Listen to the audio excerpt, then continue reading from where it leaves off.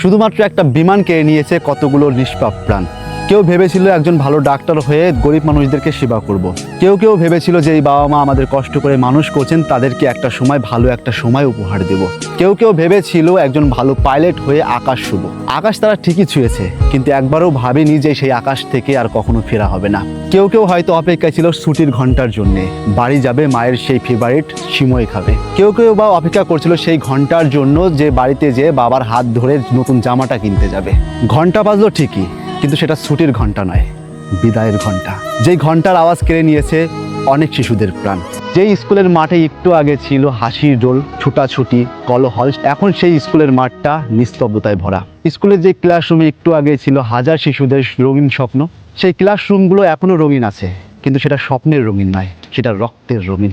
আমরা শুধুমাত্র কিছু শিশুদের হারাইনি, আমরা হারিয়েছি একটা উজ্জ্বল প্রজন্ম, যাদের মধ্যে থেকে হয়তো কেউ হতো বিজ্ঞানী, নামকরা ডাক্তার, কেউ বা হতো একজন বিখ্যাত আইনজীবী, কিন্তু তারা আর নেই। এটা শুধু একটা শিশুদের মৃত্যু নয়, এটা হলো একটা গোটা প্রজন্ম পিছিয়ে পড়া।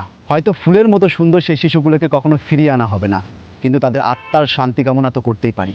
তাই আসুন আমরা সবাই মিলে তাদের আত্মার শান্তি কামনা করি। সব ভালো থাকবেন, নিজে খেয়াল রাখবেন। Take care.